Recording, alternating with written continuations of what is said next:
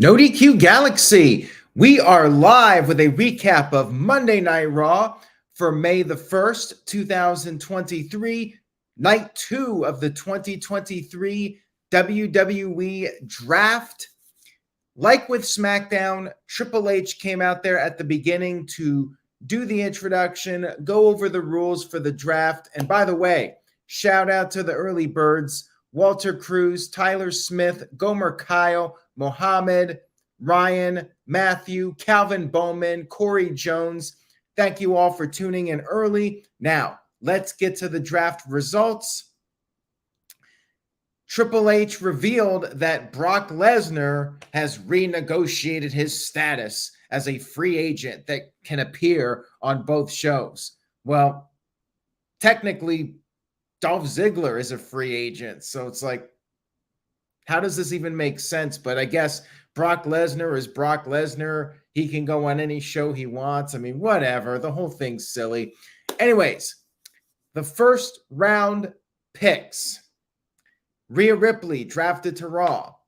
No surprise. After Bianca was drafted to SmackDown as the Raw Women's Champion, figured the SmackDown Women's Champion goes to Raw. And we still don't know if they're going to swap the titles. I mean, what else are they going to do? I do not think Zelina Vega is beating Rhea Ripley, nor do I think Io Sky is beating Bianca Belair. Both scenarios highly unlikely in all likelihood. United States Champion Austin Theory drafted to SmackDown. No surprise. After Gunther was drafted to Raw, I think this was an obvious.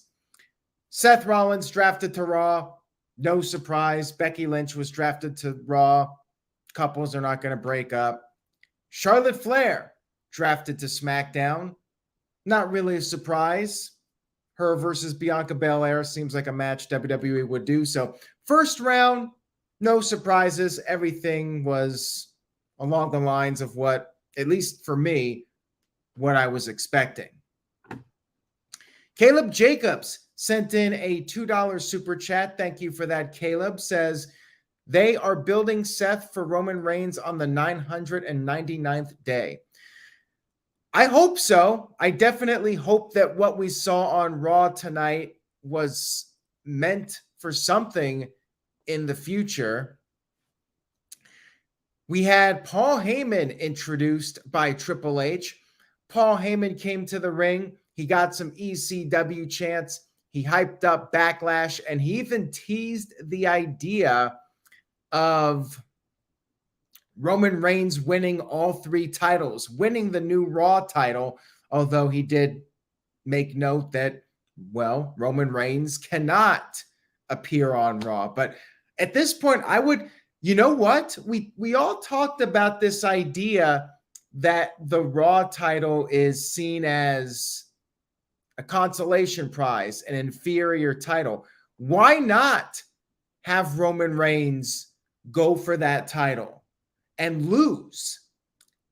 Like, Roman doesn't have to lose his unified WWE title, but have Roman Reigns say, I want all the titles. You're not making a new title. And Roman Reigns goes for the title and loses. Whoever becomes that first Raw champion actually beats Roman Reigns. How about that for an idea?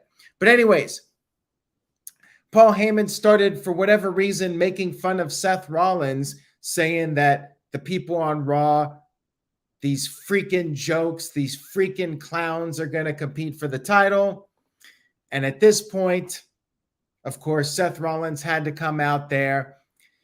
He basked in the crowd singing his song as Paul Heyman was just in complete disgust. And Rollins had a spoiler for Heyman. And that is that Seth freaking Rollins is going to win the world title at the Night of Champions pay-per-view. And Heyman made a phone call to Roman Reigns. Roman Reigns was pissed. And Rollins teased that he was going to drop Paul Heyman right there in the middle of the ring. He was debating how many seconds it would take. And that's when Solo Sikoa, the muscle, the enforcer, showed up, and we had our main event set up. Seth freaking Rollins versus Solo Sikoa. More on that in a little bit. We had Bayley and Dakota Kai versus Raquel and Liv Morgan, the women's tag team champions. Basic match here, not a whole lot to it. Bayley cheated, raked the eyes of Liv Morgan while Dakota distracted the referee. They worked over Liv for a while. Raquel got the hot tag, and then Liv tagged back in, and Bayley grabbed Raquel's foot, dragged her out of the ring, and Liv Morgan hit the Oblivion to Dakota, but Bayley got the blind tag. Liv did not see it. Bayley stacked up Liv and got the 1-2-3 victory. Damage Control wins a match, which, I mean, I don't even think they should be a faction at this point, number one. And number two, once again, feels like Vince, the champions lose a non-title match just after winning the titles. It's not like Roman Reigns, after successfully defending his title 10 times, loses a match, or Gunther, who's been a dominant champion, loses. You have the new women's tag team champions losing right after winning the titles. Makes no sense to me. Like, there's no other way you can build up a team to challenge them. Dumb, in my opinion. Emmanuel sent in a $2 super chat. Thank you for that. Says, you tell Brock Lesnar to pick one brand. Yeah, I mean, it's ridiculous. And he doesn't even appear on SmackDown. And this whole idea that by him being a free agent, that makes him a big deal. They did the same exact thing with Dolph Ziggler and several other guys that they don't know which brand they're going to be on. Dolph Ziggler's a free agent. So why does Brock Lesnar being a free agent mean anything special? Like, I don't get it. Omos too, although they're still pushing Omos. Omos is still a thing. We had Adam Pearce meeting up with Cody Rhodes backstage, as well as Brock Lesnar, and Pearce was trying to get them to be civil. And of course, Brock Lesnar said good luck with that, and Cody just basically laughed it off. We then had Booker T and Queen Sharmell. Nice to see Queen Sharmell out there to announce the next round of picks. Kevin Owens and Sami Zayn have been drafted to Raw.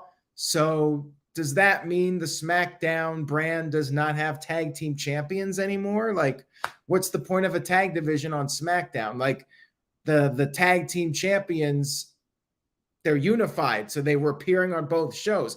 Are you going to split the titles now, or what's the deal here? Psycho Jet Black sent in a $2 super chat. Says, they don't know how to push Lesnar without a title.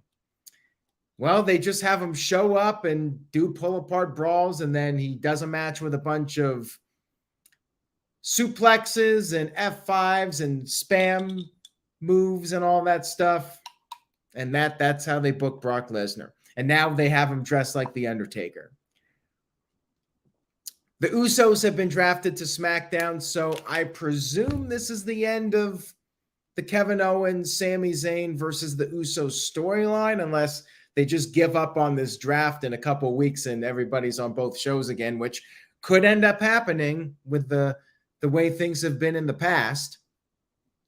And the Bloodline, they're still together on SmackDown now.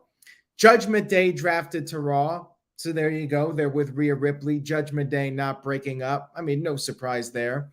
And the LWO, including Rey Mysterio, have been drafted to SmackDown. So presumably that also means the end of the Dominic Rey Mysterio storyline, but I feel like they were building up to a rematch. So I'm also confused about this. Endeavor representative sent in a $5 super chat. Thank you for that. Says, tomorrow I submit my monthly observance report. This will not be a very good report at all. However, Vince will abide by my no contract signing rule. We'll see about that. This account, this Endeavor representative might be legit if we do not get any more contract signings. Time will tell on that one.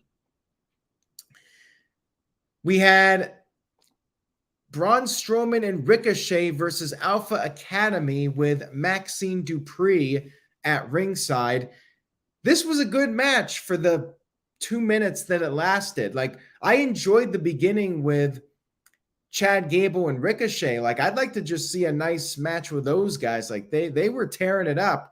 Then we got Strowman and Otis in there. Strowman with a crossbody, and then he body slammed Otis. Ricochet tagged in, got on Strowman's shoulders, did the big splash, and pinned Otis.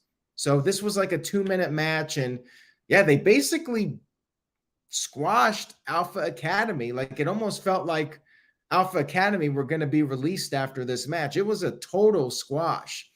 But it was entertaining when Chad Gable and Ricochet were in there. Not much else to say about this one.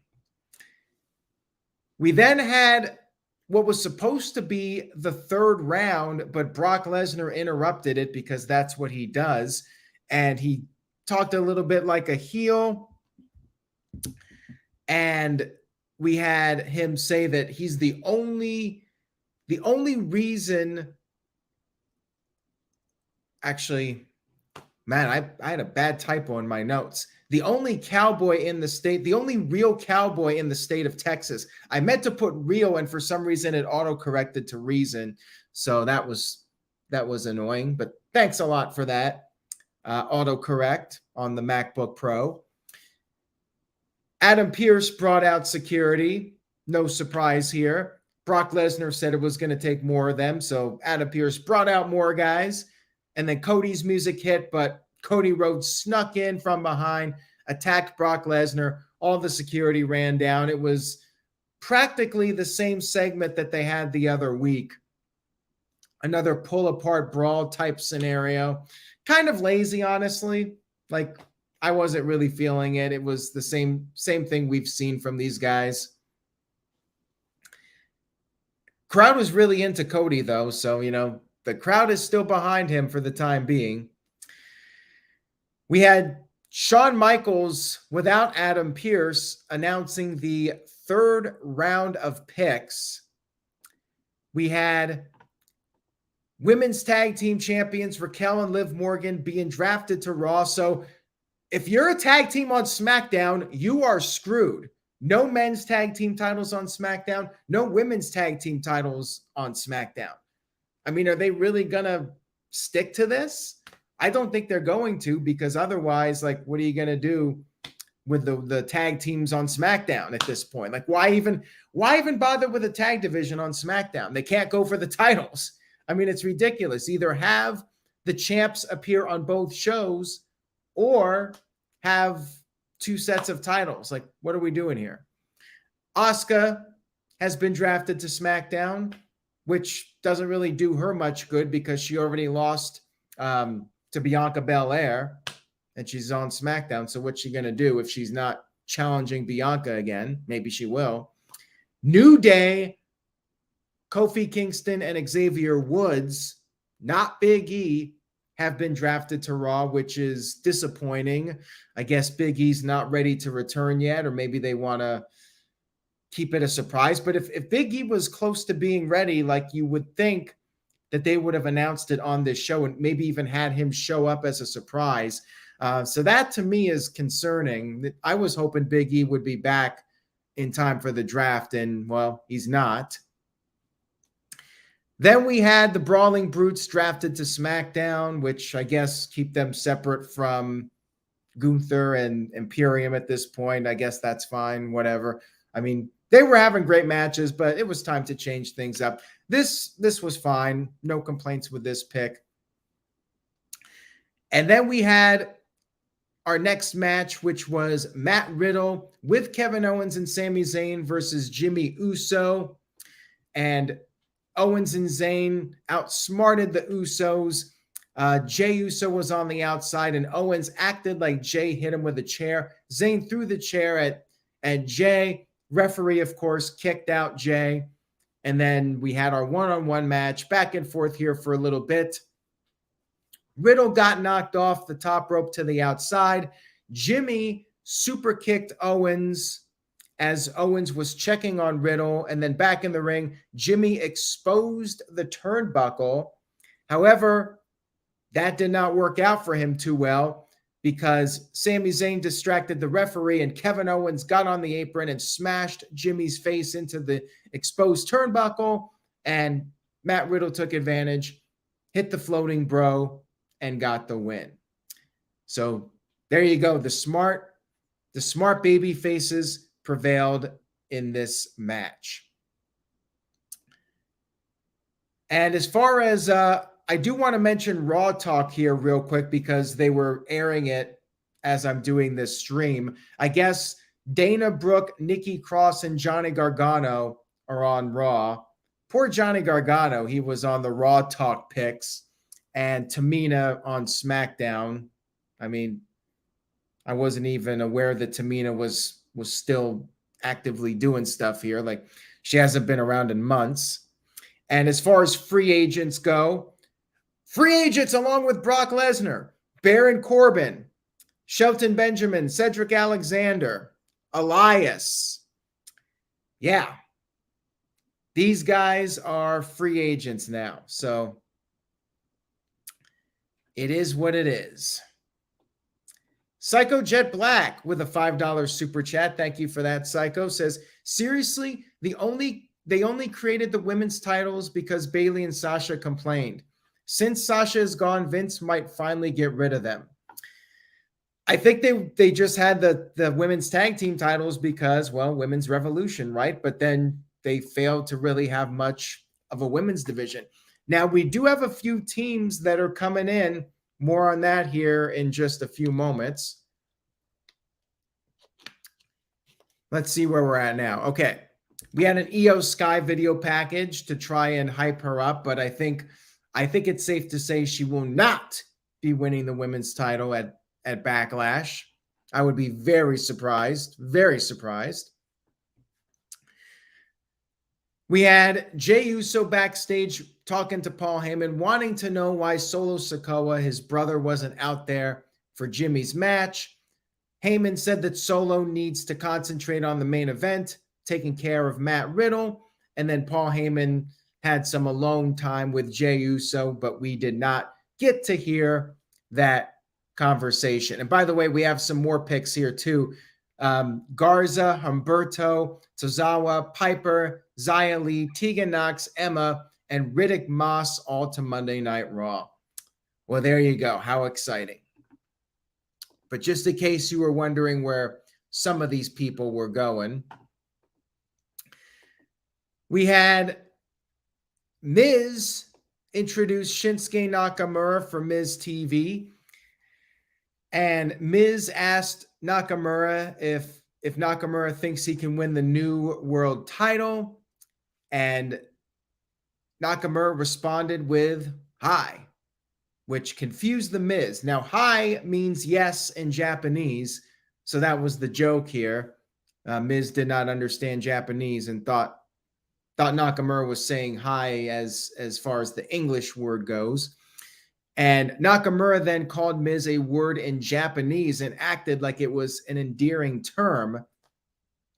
And Miz was all happy, but then Nakamura revealed that what he was saying was translated to tiny balls in English.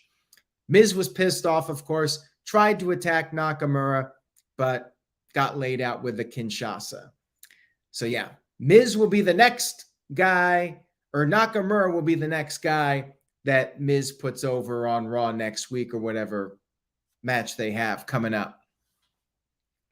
We then had Omos in a squash match. I mean, it was just a quick squash. Omos has a match with Seth Rollins, in case you forgot, which I certainly did. And Omos, another guy that has little to no chance of beating Seth freaking Rollins. I think it's just somebody for Rollins to beat. We had Molly Holly and Road Dogg Jesse James announcing the picks for this round. Braun Strowman and Ricochet have been drafted to Raw. I guess that's fine. Shotzi has been drafted to SmackDown. The only surprise here is that Shotzi even made it this high up, considering they do nothing with her. She actually got drafted instead of just being a free agent or whatever. Bronson Reed drafted to Raw. He's in the same spot. Pretty Deadly have been drafted to SmackDown, NXT call up. And I'm still not a big fan of their attire, but they've gained a bit of a following in NXT, and I guess it freshens things up a little bit in the tag team division. So there you go. But no tag team titles to go after, so what are they going to do? Endeavor Representative sent in a $5 super chat. Thank you for that. Appreciate it. Says, I'm currently on the phone with Triple H, chewing him out, telling him if he can't do a better job, we'll hire Aaron Rift. He says he knows exactly who you are. Well, there you go. I'm glad Triple H is keeping up to date with the No DQ YouTube videos. Good for Hunter. Good for Paul. And Psycho Jet Black sent in a $5 super chat. Thank you for that. Says, seriously, the problem is that too many mid-carders in WWE never had that great promo or wrestling match that showed people they should be pushed. That is a good point. And even guys like Johnny Gargano that did have great matches in NXT, like once he got to the main roster, like they never really showed us much of why we should care about him. And his best showing was probably at Elimination Chamber, but they should have done more. Like he should have gone out there from the gate and started having great matches on Raw. And I think people would have gotten invested in him. Instead, people really don't care much about him at this point. So moving on here, Judgment Day came to the ring for a promo, and Rhea Ripley had quite the line talking about how mommy is always on top. So now you can have your visual thoughts and your fan fiction when it comes to Rhea Ripley and Buddy Matthews. Mommy's always on top. So there you go. Fan fiction people get to work. And then, of course, Damian Priest talked about Bad Bunny, hyping up the match at, I was almost going to say Judgment Day, Backlash. And then he was talking in Spanish for a bit. Then Dominic got on the mic, and this might have been the highlight of Raw. Dominic, once again, getting that intense heat. Anytime he tried to talk, the crowd just booed him out of the building. Absolutely love this. Dominic is just doing great with this, and he knows exactly when to start talking, and he started yelling. Like everything Dominic did, his timing was great here. Really, really solid stuff here. I'm enjoying Dominic very much, and the guy knows how to get that heat. He's doing a fantastic job. And we had the LWO show up to cut a promo, and Rey Mysterio said they're gonna get smacked by the LWO. And then we had our 6-person match. Zelina Vega was in there with Rey Mysterio and Santos Escobar on the other side, Judgment Day. Rhea Ripley was there with Damian Priest and Dominic. So it was Rey and Dominic starting the match, but then we had a quick tag. Rhea Ripley tagged in, pie-faced Rey, and match went back and forth here for a bit. Zelina got in some offense on Rhea, but other than that, not too much to build up their match because, well, it's basically a squash match, but hey, there'll be a nice little reaction for Zelina in Puerto Rico. And then things broke down. Rey went for a 619, and Finn Bálor ended up taking the bullet for Damian Priest. So Bálor took the 619, and then Damian Priest pinned Rey Mysterio with the South of Heaven choke slam. This was the right finish in the sense of Damian needs to look strong for Bad Bunny, but another L for LWO. That's what the L in LWO stands for, the losing world order, because these guys seem to lose pretty much every match that they've been in up to this point.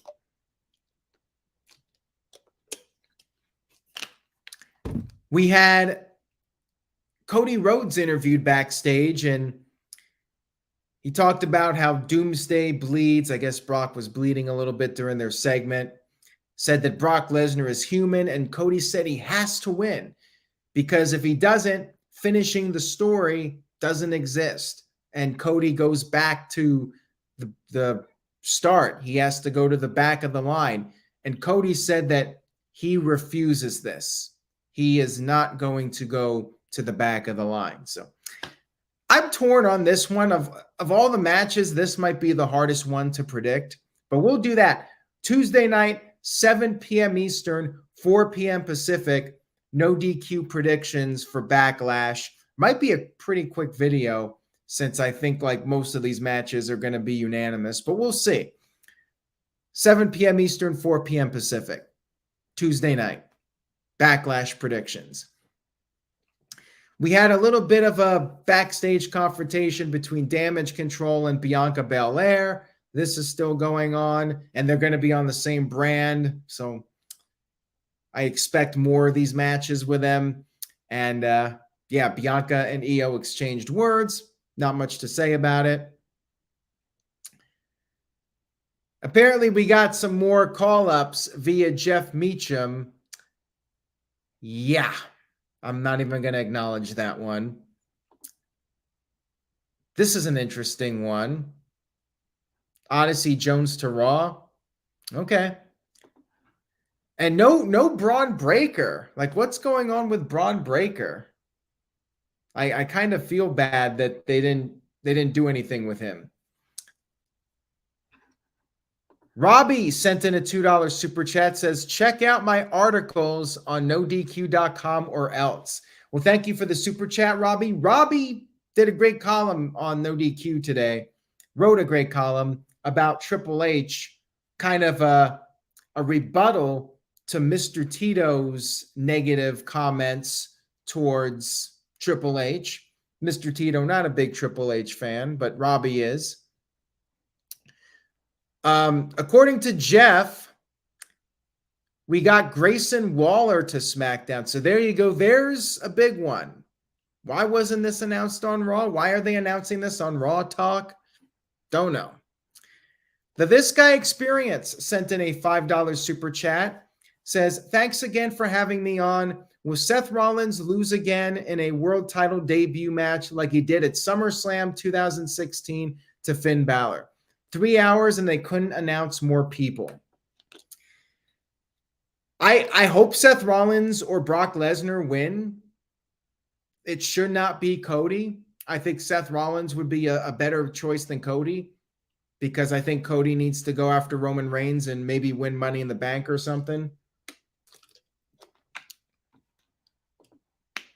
Moving on here, the final picks that were announced on Raw. Let's talk about those real quick.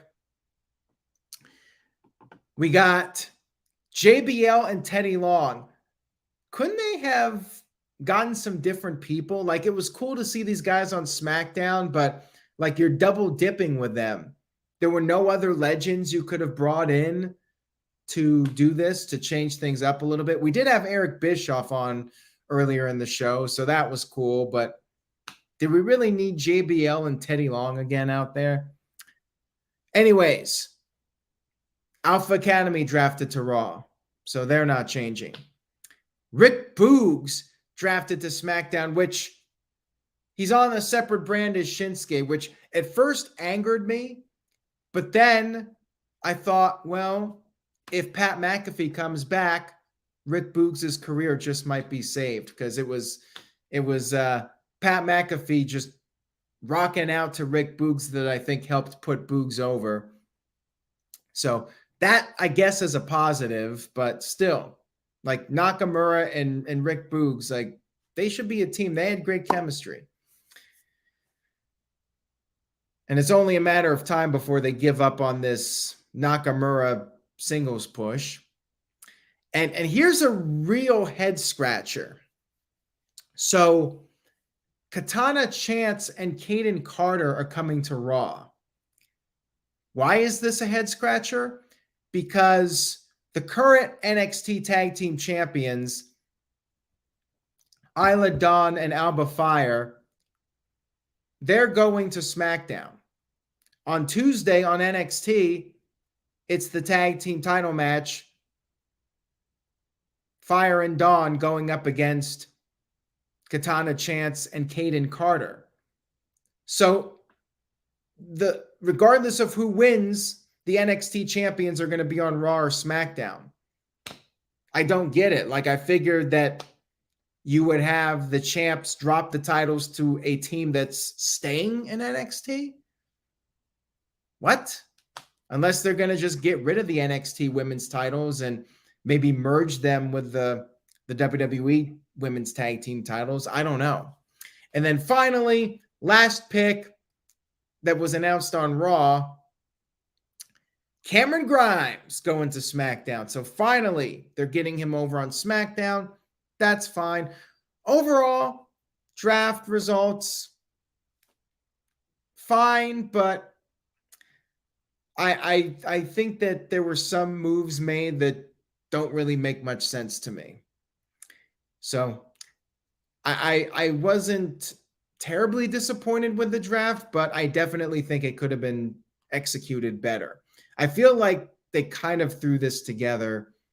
Maybe Vince McMahon made some changes, who knows, but just felt like they didn't put a whole lot of effort into it. And finally, we had our main event, Seth freaking Rollins versus Solo Sikoa. And Solo took control with a spinning heel kick, but then after the commercial break, Seth Rollins did 3 of his dives to the outside, knocking Solo onto the announce table. And then back in the ring, Solo regained the upper hand. Samoan drop, Rollins kicked out. Heyman started to get nervous, and Heyman made a phone call. And, you know, this kind of reminds me of old school Paul E. Dangerously with the phone. I kind of like that he's using the iPhone out there during matches and segments. Definitely gives me the old school Paul E. vibe. So Heyman made a call, and Rollins regained control. Solo was sent into the ring post, and Rollins was perhaps on the verge of winning, but then the Usos showed up. Disqualification. Feels like Vince. Then we had the champions, Sami Zayn and Kevin Owens. Matt Riddle run down to make the save. And then Raw, because it was over the top of the hour, abruptly went off the air. Main event was kind of lackluster the way it ended. Just the DQ guys run out, very standard. Brock Lesnar, Cody build, standard. Like, as far as building up the pay-per-view, it was secondary. The focus was the draft. And like I said, the draft, mixed bag for me personally. So I'm giving Raw a C. I was not blown away by this show. Best thing on Raw, in my opinion, was Dominic's promo. Dominic on the mic. That was the highlight of Raw. Everything else varied from, this is kind of interesting, to what are they doing here? And a lot of stuff just thrown together in between. So that was Raw, everybody. It was what it was. And time will tell if they actually stick to the brand split. And now the big question is, what are they going to do with the women's titles, the singles titles? Are they going to swap them? What's going on with the tag team titles? Are they just going to be on one brand? If so, why even bother with a tag division on the other brand? NXT tag team titles, what's going on there? So yeah, there's some unanswered questions. Disappointed we got no Braun Breaker call up, at least as of now. I don't know if Raw Talk is still on, but I haven't heard anything. He does have that rematch with Carmelo Hayes, but still, like, I think it's time for Braun. Anyways, guys, that's it. Thank you all so much for tuning in tonight. If you enjoyed the video, give it a thumbs up. Endeavor representative said it's over, so that's it. Grayson Waller was the last pick. That's it for the draft. Let me know what you thought about the draft results on the YouTube page. Leave a comment. Best draft pick, worst draft pick. Looking for your feedback. And stay tuned to NoDQ.com for the very latest. Take care, everybody. Say yes to NoDQ.com, and I will see you next time.